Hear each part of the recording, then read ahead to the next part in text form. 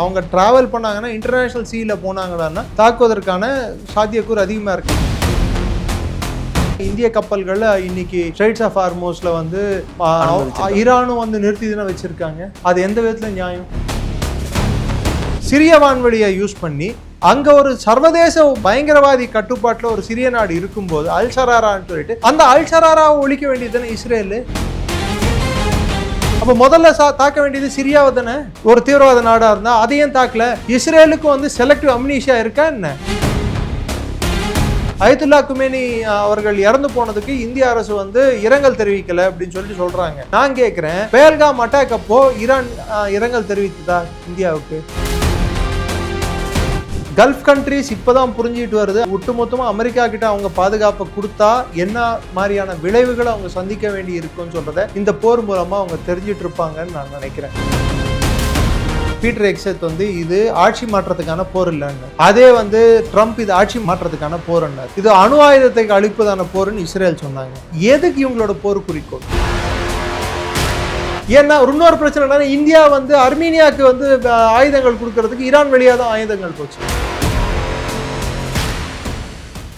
பேசு தமிழா பேசு நேயர்களுக்கு வணக்கம். இன்று நம்முடன் இணைந்திருக்கும் சிறப்பு விருந்தினர் டிஃபென்ஸ் அனலிஸ்ட் டாக்டர் திரு நிரஞ்சன் அவர்கள். வணக்கம் சார். வணக்கம். ஜெயஹிந்த். ஜெயஹிந்த் சார். ஸோ கடந்த காணொலியிலே ஈரான் மீதான அந்த தாக்குதல் குறித்து நிறைய விவாதிச்சிருந்தோம். ஸோ இப்போ வந்து இந்த ஈரான் இஷ்யூ வந்து கிட்டத்தட்ட 6வது நாளை தொடர்ந்து இருக்கு. கிட்டத்தட்ட பார்த்தோம்னா ஈரானுடைய ஒரு போர்க்கப்பலையுமே அமெரிக்கா வந்து தாக்கியிருக்கதா ஒரு விஷயம் சொல்லப்படுது. இதுல வந்து பார்த்தோம் அப்படின்னா நான் பார்த்த தகவல் வரைக்கும் வேர்ல்டு வார் 2க்கு அப்புறம் இப்போதான் வந்து டார்பிடோவை யூஸ் பண்ணியிருக்காங்க அப்படிங்கிற ஒரு விஷயம் வந்து குறிப்பாக பேசப்படுது. ஸோ இது எந்த அளவுக்கு உண்மை, இந்த மாதிரியான விஷயங்கள் வந்து எதை நோக்கி ஒரு வடிவத்தை போகுதுன்னு நினைக்கிறீங்க? இதுல ரெண்டு விஷயம். முதல்ல அமெரிக்கா பார்வையிலிருந்து நான் சொல்ல விரும்புறேன்.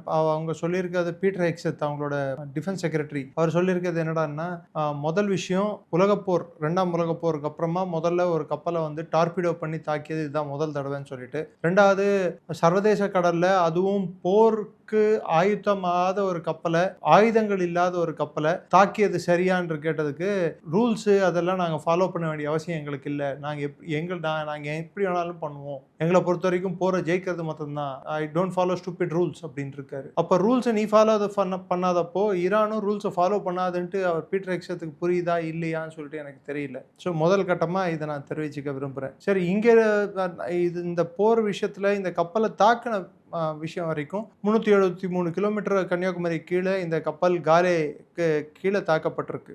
அது இலங்கையோட கடல் எல்லைக்குள்ளேயும் வரல. ஒரு நாட்டோட கடல் எல்லைன்னா 12 நாட்டிக்கல் மைல், அந்த கடல் எல்லைக்குள்ளேயும் வரல, இந்தியாவோட எல்லைக்குள்ளேயும் வரல. இது வந்து உலக கடற்ப சர்வதேச கடல்ல இது தாக்குதல் நடந்திருக்கு. இந்த கடல்ல தாக்குதல் நடந்திருக்கிறது வந்து ஒரு விஷயத்துல இருந்து எடுத்து பார்த்தா இந்தியாவோட ஸ்பியர் ஆஃப் இன்ஃப்ளூயன்ஸ், இந்திய பெருங்கடல்ன்றது இந்தியா தான் அதுக்கு கிட்டத்தட்ட அதுக்கு நெட் செக்யூரிட்டி ப்ரொவைடர். நம்மளோட பகுதியில் வந்து அமெரிக்க போர்க்கப்பல், அஃப்கோர்ஸ் அவங்க டியூ கார்சியால அவங்களோட பேஸ் இருக்கு, அங்கேருந்து வந்து சப்மரைன் தாக்கிச்சா அப்படின்றது நம்ம பார்க்கணும். ஸோ அங்கேருந்து வந்து தாக்கியிருந்தால் நமது ஏரிய எல்லைக்குள்ள வந்து நமது நாட்டுக்கு வந்த ஒரு கப்பலை அவங்க தாக்கியிருக்காங்க. ஆனால் அந்த கப்பல் ஈரானோட கப்பலாக இருக்கிறதுனால அவங்க மற்ற நாட்டு கப்பல் எதையும் தாக்கலை, வெறும் ஈரானோட கப்பலை மட்டும்தான் தாக்கியிருக்காங்க. அவங்களுக்கும் ஈரானுக்கும் போர் சூழல் இருக்கிறதுனால அந்த கப்பல் நாளைக்கு போரில் போய் ஈடுபடலாம் என்ற ஒரு ஐயத்தோடு, ஒரு டவுட்டில் அவங்க அந்த கப்பலை தாக்கியிருக்கலாம். ஸோ போரில் வந்து இது நடக்கிறது இயல்பு. ஆனால் இதுக்கு இந்தியா வந்து ஃபுல் ரெஸ்பான்சிபிலிட்டி எடுத்துக்கணும்னு நீங்கள் நினச்சிங்கன்னா அது இல்லை. ஓகே, இல்லை ஏன் இந்த கேள்வி முன்வைக்கப்படுதுன்னா, நிறைய சமூக வலைதளத்தில் என்ன கொடுக்குறாங்கன்னா, ஈரானுடைய வெளியுறவுத்துறை அமைச்சர் அப்பாஸ் அராக்சி அவர் குறிப்பிட்டிருக்காரு. அவருடைய ட்வீட்ல என்ன குறிப்பிட்டிருக்காருன்னா, இங்க வந்து கெஸ்டா வந்த ஒரு போர்க்கப்பலை தாக்கியிருக்காங்க, அதாவது இந்தியாவுக்கு கெஸ்டா வந்த போர்க்கப்பலை தாக்கியிருக்காங்க. ஸோ அப்ப இது எந்த அளவுக்கு ஒரு தாக்கத்தை ஏற்படுத்தும், ஈரான் இந்தியாவுடைய அந்த உறவுகளில் எந்த அளவுக்கு தாக்கத்தை ஏற்படுத்தும் அப்படிங்கிற ஒரு கேள்விதான்.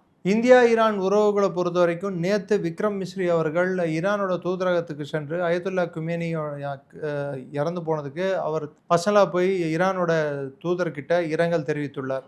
அதுக்கப்புறம் ஜெய்சங்கர் அவர்கள் ஈரானோட வெளியுறவுத்துறை அமைச்சரை தொலைபேசி மூலம் பேசியிருக்கார். இது வந்து இந்த கப்பல் சம்பவத்துக்கு அப்புறமா நடந்திருக்கக்கூடிய விஷயம். அதற்கு முன்னாடியே போர் தொடங்கின போதே அராச்சிக்கும் ஜெய்சங்கர் அவர்களுக்கும் உரையாடல் நடந்தது. ஸோ இது 2வது முறை கடந்த 5 நாட்களுக்குள்ள. இன்னொரு பக்கம் பார்த்தீங்கன்னா, இந்திய கப்பல்கள் இன்னைக்கு ஸ்ட்ரெய்ட்ஸ் ஆஃப் ஹார்மோஸ்ல வந்து ஈரானும் வந்து நிறுத்திதான் வச்சிருக்காங்க. அது எந்த விதத்துல நியாயம்? இது இந்தியாவுக்கு வந்து ஒரு கப்பல் வந்து வந்தது, அந்த கப்பல் வந்து மிலன் எக்ஸைஸில் பங்கேற்றது. அது வந்து அதோட தன்னிச்சையாக எக்ஸைஸை முடிச்சுக்கிட்டு சர்வதேச எல்லைக்குள்ளே போனப்புறம் அமெரிக்கா தாக்கியிருக்கு. அமெரிக்கா தாக்குனதுல என்ன பிரச்சனைடான்னா, சர்வதேச கடல்ல தாக்கும்போது கப்பலை தாக்குறது வந்து போரோட யுக்தி. ஏன்னா அவங்க திருப்பி இவங்களை தாக்கக்கூடாது அப்படின்னு சொல்றதுக்காக கப்பலை தாக்குறாங்கன்னு சொல்லலாம். ஆனால் கப்பலில் இருக்கிற வீரர்களை, அதாவது மாலுமிகளை, அதிகாரிகளை அதில் உயிரிழக்கவும் நேரிடலாம், இல்லை முழுக நேரிடலாம், இல்லை அவங்க வந்து டிஸ்ட்ரெஸ் கால்னு சொல்லுவாங்க. அதாவது அவங்களுக்கு வந்து எங்களை காப்பாற்றுங்கன்னு சொல்லி அவங்க கேட்டுக்கும் போது அவங்கள ஒரு போர்க்கைதிகளாக தான் அமெரிக்கா ட்ரீட் பண்ணியிருக்கணும். ஓகே, தாக்குனது தப்பு. தாக்குனது தப்புன்னு நான் சொல்ல வரல. அவங்க அவங்கள வந்து காப்பாத்துறதுக்கு அமெரிக்கா எந்த முயற்சியும் எடுக்காதது தவறுன்னு நான் சொல்ல வரேன். ஓகே, இல்லை இந்த கேள்வியில் எனக்கு 2, 3 ஒரு சந்தேகம் இருக்குது. ரெண்டாவது ஃபஸ்ட்டு பார்த்தோம்னா அப்படின்னா, அந்த 2ஆம் உலகப் போருக்கு பிறகாகவே அந்த டார்பிடோ யூஸ் பண்ணது அப்படிங்கிறது என்ன மாதிரியான சமிக்கைகளை கொடுக்குது அப்படிங்கிற ஒரு விஷயம் இருக்குது. முதல்ல இதை சொல்லிட்டேன்னா அதுக்கப்புறம் Okay. சமிக்கையை நான் திரும்பி அடுத்து சொல்ல முடியும். ஓகே, ஸோ மாரலி, அதாவது தார்மீக ரீதியில் அமெரிக்கா செய்த தாக்குதல் சரியா தவறான்றது அப்பாற்பட்ட பிரச்சனை. போரில் வந்து எதுவுமே தர்மத்தை பார்த்து யாரும் போர் பண்ணுறதில்ல. தர்ம யுத்தம்லாம் எப்பயோ முடிஞ்சு போச்சு. அப்படி பார்த்தா அமெரிக்கான்னு ஒரு நாடு வந்து பர்ஷியன் கல்ஃபில் இருக்கவே கூடாது, இந்த போரே வந்திருக்க கூடாது. சரிங்களா? ஹமாஸ் என்ன தர்ம யுத்தமாக பண்ணிச்சு? ஸோ எங்கேயுமே வந்து தர்ம யுத்தம்ன்றது ஒன்றுமே இல்லை. இங்கே வந்து அவங்க தடி எடுத்தவன் தண்டல்காரன்ற நிலைமையில தான் இன்னைக்கு உலகமே மூவ் ஆகிட்டு இருக்கு. அதுவும் சர்வதேச கடலில் வந்து அவங்க தாக்கின பிற்பாடு உடனே அவங்க என்ன பண்ணியிருக்கோம், அவங்க காப்பாற்ற முடியாட்டி ஒன்று இலங்கைக்காவது அவங்க தெரிவிச்சிருக்கணும், இது மாதிரி நாங்கள் ஒரு கப்பலை தாக்கிட்டோம், அதில் இருக்கக்கூடிய சர்வைவர்ஸை நீங்கள் காப்பாற்றுங்கன்னு சொல்லிட்டு. இல்லை இந்தியாவுக்காவது தகவலை தெரிவிச்சிருக்கணும். ரெண்டுமே அமெரிக்கா செய்ய தவறியது. நீ காப்பாற்றலைனாலும் பக்கத்து நாடுக்காவது தெரிவிக்கணும். ஆனால் டிஸ்ட்ரெஸ் கால் போனதால் தான் ஸ்ரீலங்கா ஃபர்ஸ்ட் ரெஸ்பாண்டராக வந்தாங்க. இந்தியா வெளியிட்ட அறிக்கையிலையும் என்ன சொல்லியிருக்கு, முதல்ல அது சர்வதேச கடலில் நடந்திருக்கு, இந்த தாக்குதலானது சர்வதேச கடலில் நடந்திருக்கு. ரெண்டாவது அந்த கப்பலை வந்து உடனே நம்ம வந்து என்ன மாதிரியான அவர்களுக்கு உதவி கொடுக்கணுமோ அந்த உதவிகளை கொடுப்பதற்கு இந்திய நேவி துரிதமாக செயல்பட்டது. அதற்குள் இலங்கை நேவியும் வேலையில் இறங்கியதால் ஸ்ரீலங்கா நேவியோட சேர்ந்து 2 பேரும் பார்ட்டிசிபேட் பண்ணி 32 சைலர்ஸை, வீரர்களை, ஈரானோட கடற்படை வீரர்களை காப்பாற்றணும். இன்னொரு கப்பலும் வந்து ஈரானோட கப்பல் இந்தியாவுக்கு இந்த எக்ஸைஸுக்கு வந்த கப்பல் வந்து இப்போது ரிட்டர்ன் போகிறதுக்கான வாய்ப்புகள் இருந்தாலும் போகலாமா வேலாமான்ற ஒரு சந்தேகம் இருக்கும்போது அது எங்கே இருக்குன்றது இன்னைக்கு வரைக்கும் நம்மளுக்கு தெரியல. ஓகே, இல்லை இன்னொரு தகவல் வந்தது இன்னைக்கு பார்த்தோம்னா, செய்தி ஊடகங்கள் அதாவது பிரிண்ட் பத்திரிகைகள் என்ன எழுதியிருக்காங்கன்னா, அந்த கப்பலுமே வந்து தாக்கப்படுறதுக்கான வாய்ப்புகள் அதிகமாக இருக்கு. அதான் நானும் சொல்கிறேன், தாக்கப்படுவதற்கான அவங்க ட்ராவல் பண்ணாங்கன்னா இன்டர்நேஷ்னல் சீயில் போனாங்கடான்னா தாக்குவதற்கான சாத்தியக்கூறு அதிகமாக இருக்குது. அப்படி பார்த்தா 1000 கிலோமீட்டர் தள்ளி இருந்த அமெரிக்கா கப்பலை வந்து நேற்று கொதர் 380 மெசைல், அதாவது அது 2000 கிலோமீட்டர் வரைக்கும் போய் சென்று தாக்கக்கூடிய மெசைலை வச்சியும் தலியான்னு சொல்லக்கூடிய தலேஹா அப்படின்னு சொல்லக்கூடிய க்ரூஸ் மெசைல் 1000 கிலோமீட்டர் வரைக்கும் தாக்கக்கூடிய மெசைலை வச்சு ஈரான் தாக்கியிருக்கு சர்வதேச கடலில். இதுக்கு என்ன சொல்கிறீங்க? ஆனால் இன்ன வரைக்கும் ஈரானே அறிவிச்சிருக்குது. ரெண்டாவது அந்த கப்பல் என்ன பண்ணிட்டு இருந்திருக்குன்னா ரீஃபியூலிங் பண்ணிட்டு இருந்திருக்கு. என்ன அதுக்கு தேவையான எரிபொருள் இல்லைன்னு சொல்கிறதுக்காக நடுக்கடலில் அது வந்து ரீஃபியூலிங் பண்ணிட்டுருக்கு. அதுக்கு எண்ணெய் வந்து நிரப்பிட்டு இருந்தாங்க. அந்த சமயத்தில் இதை தாக்கியிருக்காங்க. இது ஈரான் அரசு தெரிவித்துள்ளது. இதுக்கு என்ன சொல்ல போகிறீங்க சொல்லுங்கள் சார். ஸோ இந்த போரில் வந்து அதான் சொன்னேனே, இங்கே தர்ம யுத்தம் எல்லாம் ஒன்றும் நடக்கலை. ஸோ ஒருத்தரோட பலத்தை இன்னொருத்தர் அழிச்சிக்கிறது தான் இங்கே குறிக்கோளாக இருக்குது தவிர்த்து, எப்போ இந்த போர் வந்து மக்கள் வசிக்கும் பகுதிகளை நோக்கி போர் வந்து நகர ஆரம்பிச்சதோ அப்பயே இந்த போரோட தன்மை மாறிடுச்சுன்னு நம்ம இந்த போரோட தன்மை இன்னும் விரிவடைஞ்சுன்னு எடுத்துக்கலாமா? இன்னும் சொல்ல போனால் இப்போது தன்மை ஏன் விரிவடையும்னு நான் சொல்கிறேன்டானே, இப்போது சப்மரைனை தாக்கியிருக்காங்க.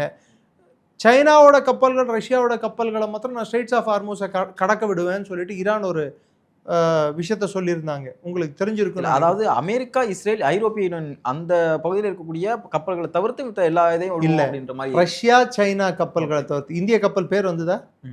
இல்லை, ஆனால் இங்கே இருக்கக்கூடிய ஊடகங்கள் ஆனால் அப்படி எழுதி தான் என்னால் பார்க்க முடிஞ்சு. இங்கே இருக்கிற ஊடகங்கள் வந்து சார் என்னை பொறுத்த வரைக்கும் நான் ஒரு இந்தியனா வந்து இந்த போரை நான் அணுகிறேனே தவிர்த்து நான் இஸ்ரேலுக்கான பட்சத்தையும் நான் எடுத்து வைக்க விரும்பலை, ஈரானோட பட்சத்துலையும் எடுத்து வைக்க விரும்பலை. தவறுன்னு சொல்லலாம், சரின்னு சொல்லலாம். இன்னைக்கு ஹமாஸை ஏவி விட்டு இஸ்ரேல் மேலே சண்டை போடுறது அது தவறுன்னு நம்ம சொல்லும்போது, அதே போல் இஸ்ரேல் வந்து 135 குழந்தைகளை, பள்ளி செல்லும் குழந்தைகளை வந்து தாக்குனது அதுவும் தவறு தான். ஒரு தவறுக்கு இன்னொரு தவறு சரியாகாது. நான் கேட்கறது, ஈரான் ஏன் ஹமாஸுக்கு தஞ்சம் கொடுத்தது? அது தவறு தானே. இன்னும் இஸ்ரேல் அதை மறக்க முடியலல்ல. அதே சமயத்தில் இஸ்ரேல் வந்து இப்போ ஒரு இப்படிப்பட்ட ஒரு நெகோசியேஷன் நடந்துட்டு இருக்கும்போது, ஒரு பேச்சுவார்த்தை நடந்துட்டு இருக்கும்போது, சிரிய வான்வெளியை யூஸ் பண்ணி அங்க ஒரு சர்வதேச பயங்கரவாதி கட்டுப்பாட்டில் ஒரு சிறிய நாடு இருக்கும்போது, அல் ஷராரான்னு சொல்லிட்டு அந்த அல் ஷராராவை ஒழிக்க வேண்டியது தானே இஸ்ரேல். தஹ்ரீர் அல் ஷம்ஸ் அது கட்டுப்பாட்டில் தானே இருக்கு. தஹ்ரீர் அல் ஷம்ஸ் கட்டுப்பாட்டில் சிரியா. அதோட தலைவர் யார்? அல் ஷராரா தானே. அவர் தானே ஜனாதிபதியை இப்போ வந்து சூட்டு கோட்டெல்லாம் போட்டு ட்ரம்ப்பை மீட் பண்ணுறாரு, போயிட்டு சவுதி அரசர் எம்பி முகமது பின் சல்மானை மீட் பண்ணுறாரு, இவங்களெல்லாம் மீட் பண்ணுறாரு. அந்த வான்வெளியை யூஸ் பண்ணி தானே ஈரானை தாக்குனாங்க. அப்போ முதல்ல தாக்க வேண்டியது சிரியாவை தானே. ஒரு தீவிரவாத நாடாக இருந்தால் அதையும் தாக்கல. இஸ்ரேலுக்கு வந்து செலக்டிவ் அம்னீஷியா இருக்கா என்ன? நல்ல தீவிரவாதி கெட்ட தீவிரவாதி இஸ்ரேலுக்கு இருக்கும்போது இது சார் அதான் நான் சொன்னேனே, இது வந்து ஒரு நியாயமான போராக இருந்தால் இதில் யார் நல்லவங்க யார் கெட்டவங்கன்னு நம்ம பாகுபாடு சொல்ல முடியும். இன்னொரு விஷயம் கேட்குறேன், அயத்துல்லா குமேனி அவர்கள் இறந்து போனதுக்கு இந்திய அரசு வந்து இரங்கல் தெரிவிக்கலை அப்படின்னு சொல்லிட்டு சொல்கிறாங்க. நான் கேட்குறேன், பேல்காம் அட்டாக் அப்போ ஈரான் இரங்கல் தெரிவித்ததா இந்தியாவுக்கு? ஆர்டிகல் 370 வந்து இந்திய அரசு வந்து அப்ரகேட் பண்ணப்போ, அதை வந்து ரத்து செய்தப்போ இந்திய அரசை வந்து நேரடியாக தாக்கி கமேனி அவர்கள் பேசினாரா பேசலையா? அவருக்கும் காஷ்மீருக்கும் என்ன ஒரு உறவு இருக்கு? அவரோட நிலப்பரப்பா? அவர் நாட்டில் இருக்கும் குர்துகளுக்கே அவர் வந்து அங்கீகாரம் கொடுக்காதப்போ இங்க இருக்கிற காஷ்மீரிகளை பத்தி இவருக்கு என்ன கவலை? பாலஸ்தீனும் காஷ்மீரும் ஒரு முக்கியமான பிரச்சனைக்குரிய பகுதிகள்னு சொல்லிட்டு அப்போ சொல்லும்போது இவர் பாகிஸ்தானுக்கு தானே இவர் துணை போனாரு. அப்போ அதுக்கப்புறம் இந்தியா வந்து அதே அசர்பைஜான் ஈரான் அடிக்குதுன்னு சொல்லிட்டு அதே ஈரான் மூலமாக தானே நம்ம அர்மீனியாவுக்கு வெப்பன்ஸை கொடுத்தோம். இங்கே சார் இங்கே யார் பக்கம் இருக்காங்கன்றது வந்து அவங்கவுங்க தேவைக்கேற்றவாறு மாறிக்கிட்டே இருக்கு. நிரந்தர நண்பனும் இல்லை, நிரந்தர பகைவனும் இல்லை. இப்போ பிரச்சனை என்னடான்னா, சைனாவோட கப்பல்கள் ஸ்ட்ரெய்ட்ஸ் ஆஃப் ஹார்மூஸை தாண்டி நடுக்கடலில் வரும்போது ஒருவேளை சைன கப்பல்கள், போர் கப்பல்கள் அதற்கு பாதுகாப்பு கொடுக்க நேரிட்டால் அப்போ அமெரிக்க கப்பல்கள் ஈரான் கப்பலுக்கு செய்த அதே கதியை சைன கப்பல்களுக்கும் செய்யும் என்று காட்டுவதற்கு தான் இது மாதிரி ஒரு விஷயத்தை பண்ணியிருக்காங்க. நாளைக்கு சைன கப்பல் இங்கே வரும்போது அப்போ சைனா கப்பலும் அந்த சைனாவோட போர் கப்பலும் அமெரிக்க கப்பலும் வந்து மோதிக்கிச்சுன்னா இது எதற்கு வழிவகுக்கும்? சைனா அதுக்கு ரெடியா? எனக்கு தெரிஞ்சு சைனாவோட உள்நாட்டு கட்டமைப்பு அதுக்கு ரெடி இல்லைன்னு தான் தோணுது. ஆனால் சைனாவோட வர்த்தகம், இந்த போரோட இன்னொரு அதாவது அறியாத குறிக்கோள், தெரியாத குறிக்கோள், வெளியே சொல்லப்படாத குறிக்கோள் என்னன்னா, சைனாக்கு போக வேண்டிய எண்ணெயை ஒரு கட்டுக்கோப்பில் எடுத்துகிட்டு வரதும், செயற்கையாக ஒரு தட்டுப்பாடு எடுத்துகிட்டு வந்துட்டு அவங்களுக்கு எண்ணெய் கிடைக்காம பண்ணுறதும். ரஷ்யா கிட்டேருந்து அவங்களுக்கு என்ன வரும்?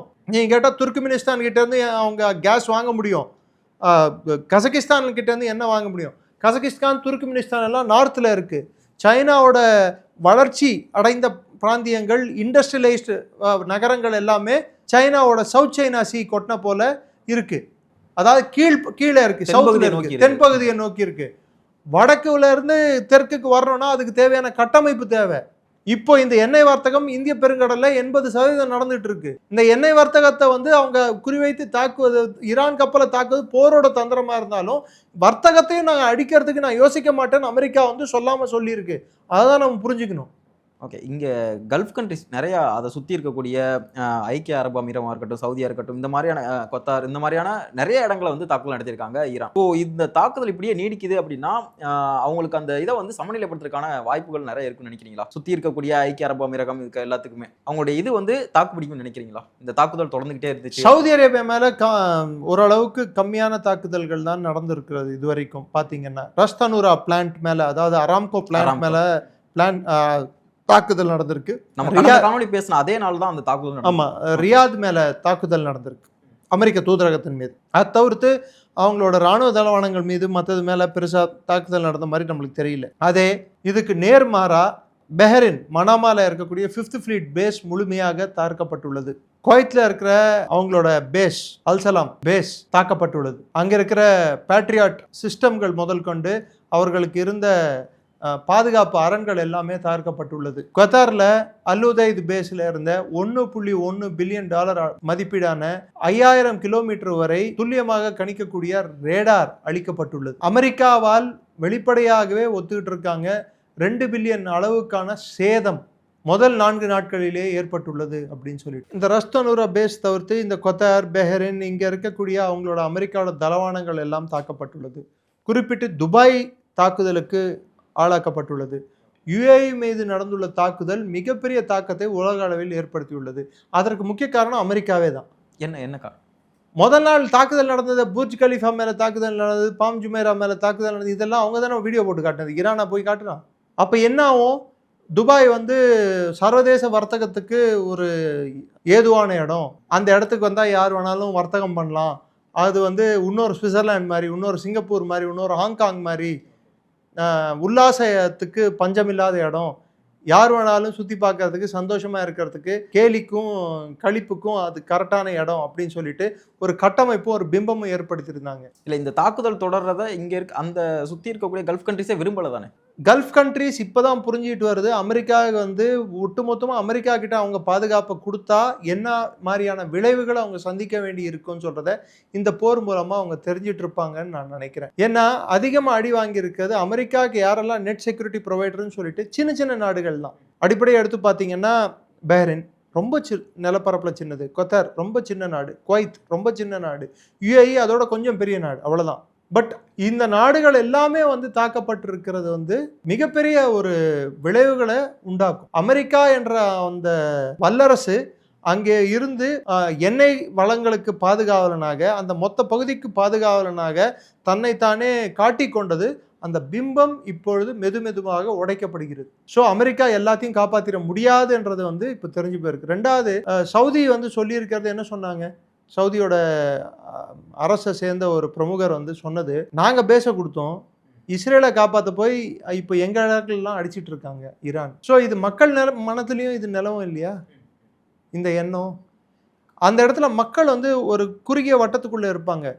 ஈரான் வந்து குண்டுகள் போடுறது வந்து பெரிய மெசைல்களை யூஸ் பண்ண வேண்டிய, இப்போ யூஸ் பண்ண கைபர் ஷக்கீன், ஃபத்தேத் 4 இதெல்லாம் யூஸ் பண்ண வேண்டிய தேவை இல்லை. கைபர் ஷக்கீன் எல்லாம் கிளஸ்டர் பாம்ஸ், ஒரு குண்டுக்குள்ளேயே பல்வேறு குண்டுகள் இருக்கும். அதை யூஸ் பண்ண வேண்டிய தேவை வந்து இது மேலெல்லாம் இல்லை. இஸ்ரேல் மேலே யூஸ் பண்ணியிருக்காங்க. ஏன்னா அது பல 2000 கிலோமீட்டர் தள்ளி போய் தாக்கக்கூடிய தன்மை கொண்ட மெசைல். அதெல்லாம் இதுக்கு வந்து 300 கிலோமீட்டர் 500 கிலோமீட்டர் மெசைல்களே போதுமானது. பிளஸ் அவங்க கிட்ட இருக்கிற ட்ரோன்கள் போதுமானது இதை தாக்குறதுக்கு. ஸோ இதை எப்படி தாக்கு பிடிக்க போறாங்க? இப்போ வந்து யுக்ரைனை வேற ட்ரோன் கேட்டிருக்காங்க அமெரிக்கா, எனக்கு ட்ரோன் சப்ளை கொடு அப்படின்னு சொல்லிட்டு.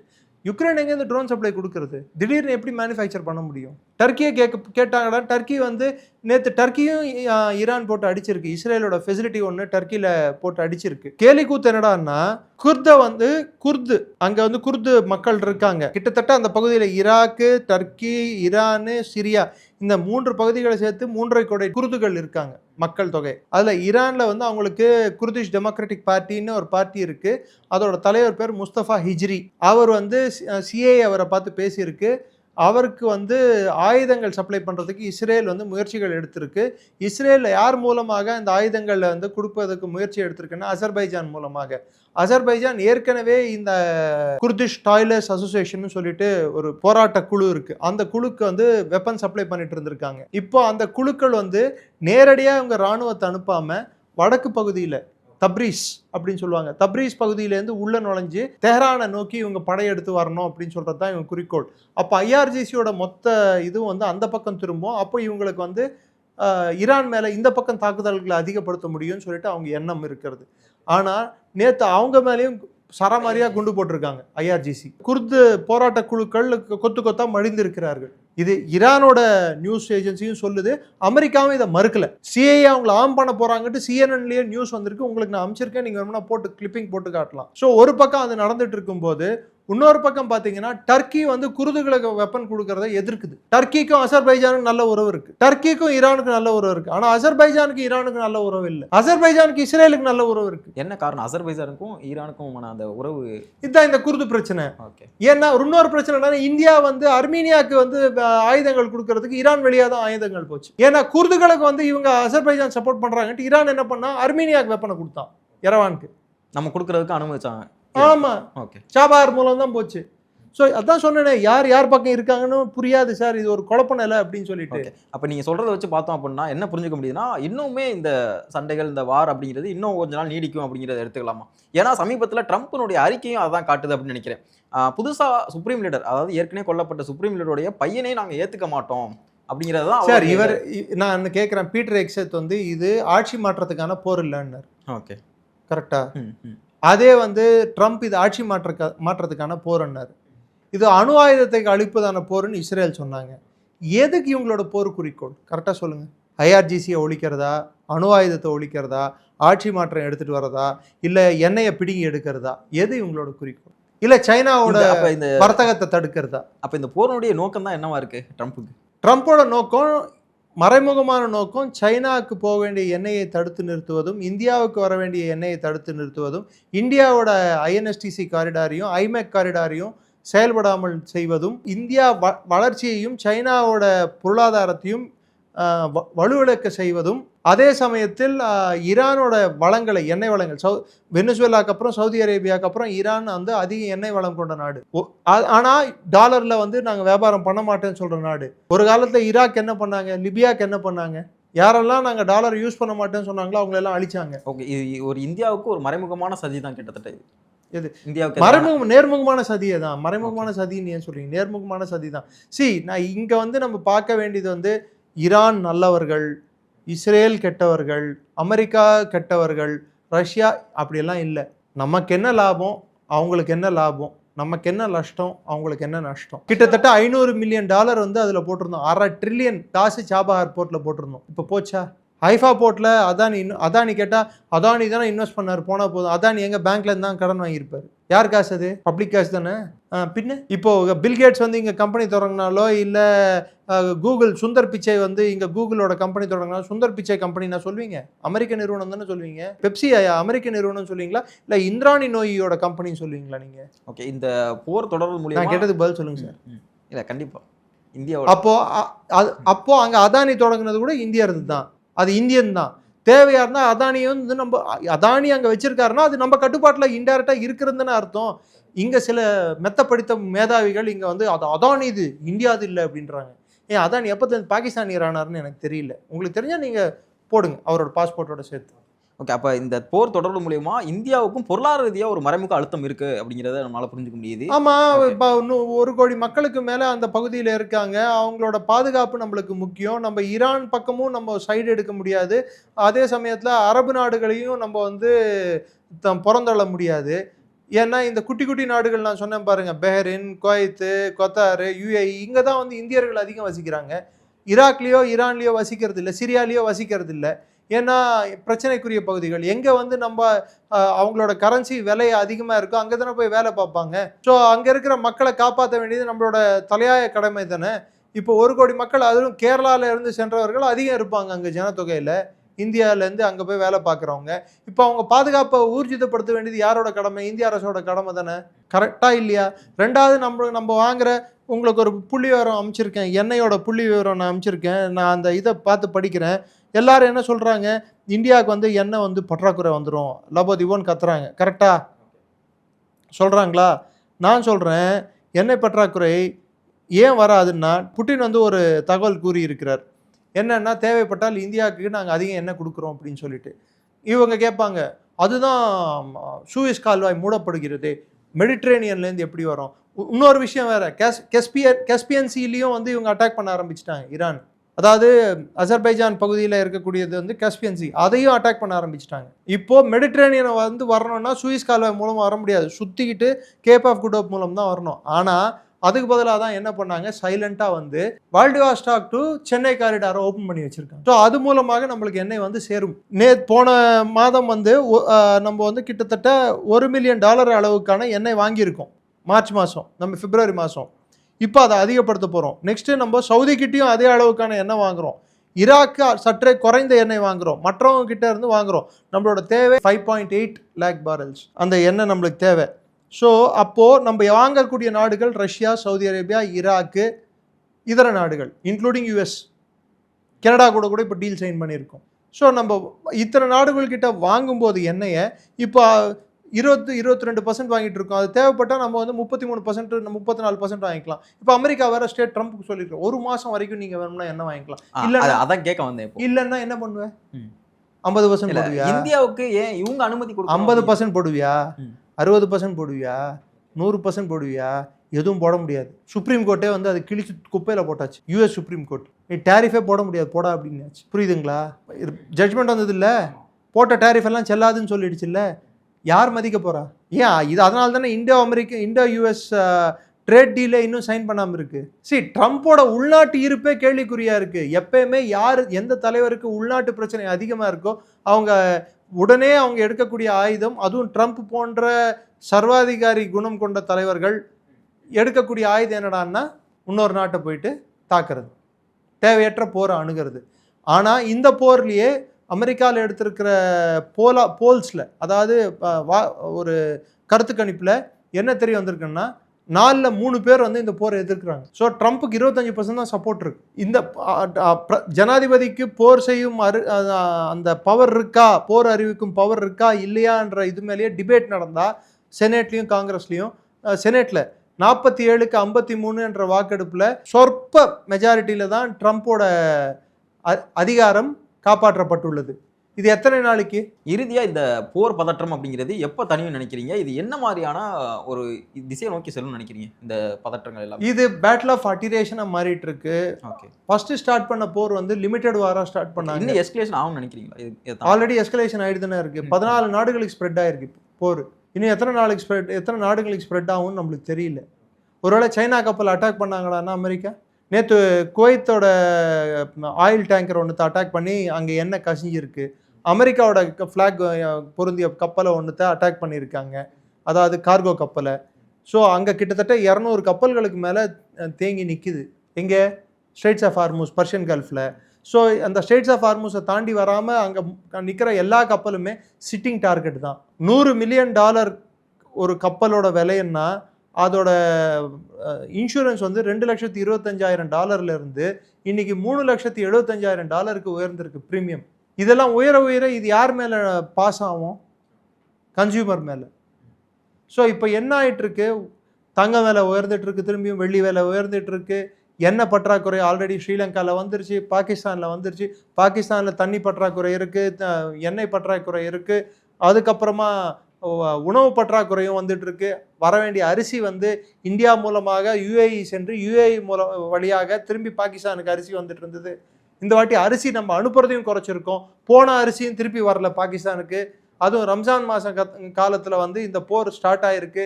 எல்லா இடத்துலையும் இன்ஃப்ளேஷன் வந்து அதிகமாக இருக்குது.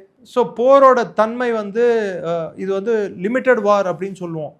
காலத்தின் அடிப்படையில், நிலப்பரப்பின் அடிப்படையில் சண்டை போடக்கூடிய யார் சண்டை போடுறாங்க, 1 இல்லை 2 இல்லை 3 பார்ட்டி சண்டை போட்டால் அது வேற கதை.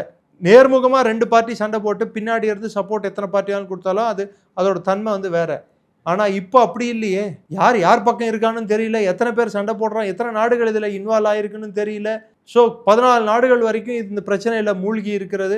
ஒரு பிராந்திய போரா மாதிரி இருக்குது. இது அமெரிக்கா எதிர்பார்க்கு. 2வது, அமெரிக்காவோட இழப்புகள் வந்து அமெரிக்காவோட அந்த ஒரு வல்லரசு என்ற ஒரு அந்த அந்தஸ்துக்கு வந்து கேள்விக்குறியாக்கியிருக்கு. இதில் வேற ட்ரம்ப் வேற அவருக்கு அவரே சொல்லிட்டு இருக்காரு, உங்கள் போருக்கு நீங்கள் எவ்வளோ மார்க் போடுவீங்கன்னா 10க்கு 15 மார்க் போடுவேன் அப்படின்ட்டு. அது எப்படி போடுவாருன்னு எனக்கு தெரியல. 10க்கு 10 மார்க் போடுறவங்களை பார்த்துருக்கேன். 15 மார்க் போடுறவர் இவர் புதுசாக கணக்கு ஏதாவது கண்டுபிடிச்சாதான் உண்டு. பட் இந்த போரில் வந்து இப்போது கஸ்பியன் சி வழியாக போர் பெருசாக இருக்குது. 2வது வந்து அசிரி, அதாவது குர்துகள் ஏரியாலையும் இந்த போர் ஸ்ப்ரெட் ஆகிறதுக்கான வாய்ப்பு இருக்குது. குர்துகள் மூலமாக ஒரு நிலவழி தாக்குதல் ஈரான் மீது நடத்துவதற்கான வாய்ப்புகள் இருக்குது. அடுத்து இந்த போர் வந்து அந்த பக்கத்துலேருந்து எடுத்து பார்த்தா 3H ஃபார்முலாவை யூஸ் பண்ணுறாங்க. ஹவுத்திகள், ஹமாஸ், ஹிஸ்புல்லா திரும்பியும் வந்து பலப்படுத்துறதுக்கு ஈரான் வந்து நடவடிக்கை எடுத்திருக்கு. அல் குத்ஸ் அவங்களோட வெளிநாட்டு போர் அமைப்பு, அதாவது IRGCக்குள்ளேயே அவுட் சைடு ஆப்ரேஷன்ஸ், ஈரானை விட்டு வெளியே செய்யக்கூடிய ஆப்ரேஷன்ஸுக்கு வந்து அமைப்பு பேர் தான் குத்ஸ் ஃபோர்ஸ் அப்படின்வாங்க. அந்த குத்ஸ் ஃபோர்ஸ் வந்து ஹிஸ்புல்லாவுக்கு வந்து ட்ரோன்ஸை கொடுத்துருக்கு. இஸ்ரேலில் வந்து ஹைஃபாலையும் மிரான் ஹைட்ஸ்லேயும் அதுக்கப்புறம் மீரானைட்ஸ்ன்றது கோலன் பகுதியில் இருக்குது. அதுக்கப்புறம் நாஃபா பேஸையும் தகர்த்துருக்காங்க. டெல்லவிவ் மேலே கைபர் ஷக்கீன் மெசைல்கள் போய் விழுந்திருக்கு. நேற்று கொரம்ஷர் 4 மெசைல் கிளஸ்டர் பாம்பிங் மெசைல்ஸை வந்து போட்டிருக்காங்க. பென்குரியன் ஏர்போர்ட் தாக்கப்பட்டுள்ளது இஸ்ரேலில் நடக்கக்கூடிய உயிர் சேதங்கள் வெளியே சொல்ல மாட்டேங்கிறாங்க. கிளஸ்டர் பாம்ஸ் போட்டால் டெஃபினட்டாக உயிர் சேதங்கள் அதிகமாகும். ஆனால் இஸ்ரேல் போய் வெளியே சொல்லிக்க முடியாது இந்த பாம்பு போடுற தவறுன்னு சொல்லிட்டு. ஏன்னா 2008 100 நாடுகள் அதில் கையெழுத்திடும் போது அமெரிக்கா, இஸ்ரேல், ஈரான் 3 பேரும் கையெழுத்திடல. கிளஸ்டர் பாம்பை வந்து நாங்கள் பேன் பண்ணுறோம்னு சொல்கிற அந்த ஒரு இதுக்கு வந்து சார்ட்டருக்கு வந்து 3 பேருமே கையெழுத்திடல. அப்போ ஒருத்தர் மாற்றி ஒருத்தர் கிளஸ்டர் பாம்ஸை போட்டுக்கலாம். ஓகே சார், பொறுத்திருந்து பார்ப்போம். புவிசார் அரசியல் அடுத்தடுத்த கட்ட நகர்வுகள் என்னவா இருக்குது அப்படின்னு இதுவரை எங்களோட இணைந்து தங்கள் கருத்துக்களை பதிவு ரொம்ப நன்றி சார். நன்றி ஜெயந்த். உலக தமிழ் சொந்தங்களுக்கு வணக்கம். நான் ராஜவேல் நாகராஜன். பேசு தமிழா பேசு வலையொலியுடைய வளர்ச்சிக்கு நீங்களும் உறுதுணையாக இருக்கணும்னு நினச்சிங்கன்னா இந்த வீடியோடைய டிஸ்கிரிப்ஷனில் இருக்கக்கூடிய ரேசர் பே லிங்கை கிளிக் பண்ணுங்கள். அந்த லிங்க்கில் போயிட்டு உங்களுக்கு விருப்பமான தொகையை பேசு தமிழா பேசுவனுடைய வளர்ச்சிக்கு உங்களுடைய பங்களிப்பாக நீங்கள் கொடுக்கலாம். நன்றி, வணக்கம்.